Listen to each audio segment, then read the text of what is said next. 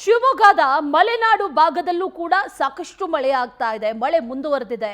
ಅದರ ಜೊತೆಯಲ್ಲಿ ಈ ಮಳೆ ಆಗ್ತಾ ಇರುವಂತಹ ಸಂದರ್ಭದಲ್ಲಿ ವಿಶ್ವವಿಖ್ಯಾತ ಜೋಗವನ್ನ ಒಮ್ಮೆ ಕಣ್ತುಂಬಿಕೊಳ್ಳೋದೇ ಆನಂದ. ಆ ನಿಟ್ಟಿನಲ್ಲಿ ಕಣ್ಮನ ಸೆಳೀತಾ ಇದೆ ವಿಶ್ವವಿಖ್ಯಾತ ಜೋಗ ಜಲಪಾತ.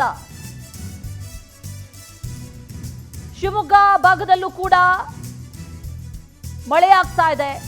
ಹಾಲ್ನೊರೆಯಂತೆ ದುಮ್ಮಿಕ್ಕಿ ಹರಿತಾ ಇದೆ ಈ ಜಲಪಾತ. ಶಿವಮೊಗ್ಗ ಜಿಲ್ಲೆ ಸಾಗರ ತಾಲೂಕಿನ ಜೋಗ ಜಲಪಾತದ ಸೌಂದರ್ಯಕ್ಕೆ ಪ್ರವಾಸಿಗರು ಫಿದಾ ಆಗಿದ್ದಾರೆ. ಒಂದು ರೀತಿಯಲ್ಲಿ ಹಾಲಿನ ನೊರೆಯಂತೆ ಕಂಗೊಳಿಸ್ತಾ ಇದೆ ಈ ವಿಶ್ವವಿಖ್ಯಾತ ಜೋಗ ಜಲಪಾತ.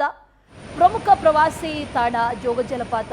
ಶಿವಮೊಗ್ಗ ಜಿಲ್ಲೆಯ ಸಾಗರ ತಾಲೂಕಿನಲ್ಲಿರುವಂತಹ ಜೋಗ ಜಲಪಾತವನ್ನು ನೋಡೋದೇ ಚಂದ. ಅದು ಈ ಸಂದರ್ಭದಲ್ಲಿ ಮಳೆ ಬಂದಂಥ ಸಂದರ್ಭದಲ್ಲಿ ನೋಡೋದಕ್ಕೆ ಮತ್ತಷ್ಟು ಆನಂದವನ್ನು ಕೊಡುತ್ತೆ.